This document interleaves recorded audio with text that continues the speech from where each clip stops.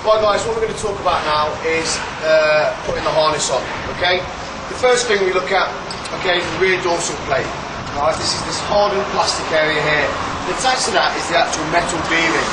Okay, this is what we actually attach our intermediate attachment to, i.e. our inertia reel or our restraint equipment, okay? The second thing you'll notice about our harnesses is that it's elasticated. It's elasticated purely for comfort, guys, okay? So what we do, we grab the shoulder straps and then we all just throw it on like a coat.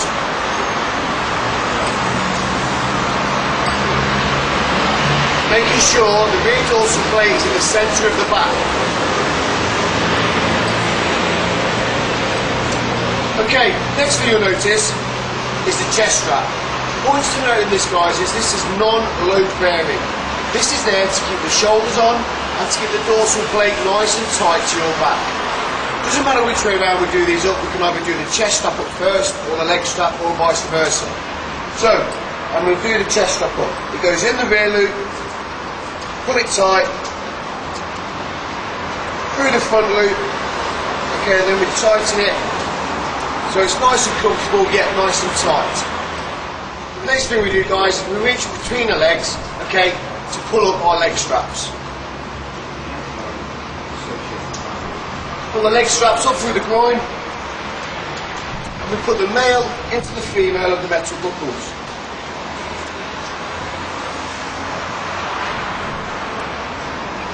And obviously we do it on the inside as well.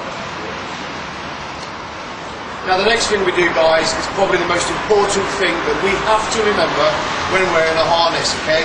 We need to tighten the leg straps. We tighten it so it's around 2 fingers tension. We tighten it like this.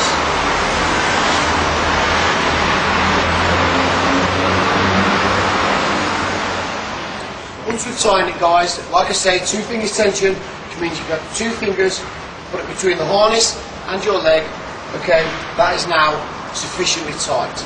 The next thing we need to do, guys, is lock the harness. The first top black slider slides up, underneath the metal buckles,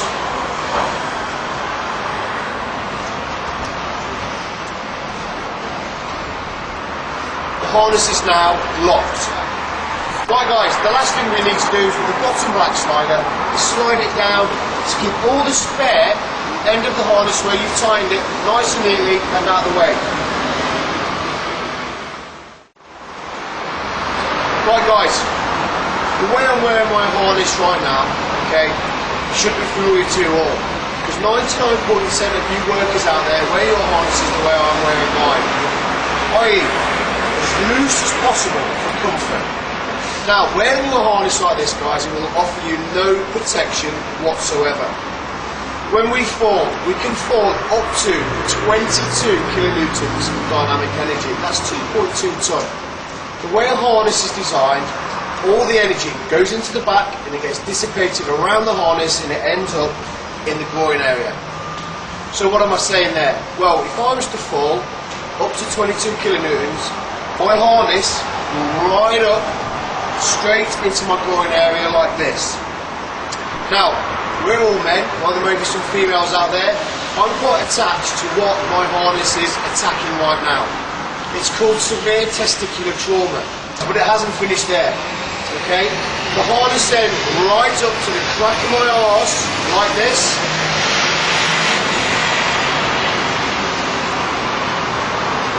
Basically what happens there is it tears your arse cheeks apart. Okay, it's called severe rectal damage. Now, the chap that you've just seen there is very unfortunate, okay? His guts have fell out the bottom of his arse. Now, this is probably the worst injury that you could imagine. It takes 3 weeks for it to start to heal, okay? It needs stitching. Every time that you go to the toilet, okay, and you have bowel movement, the stitches tear.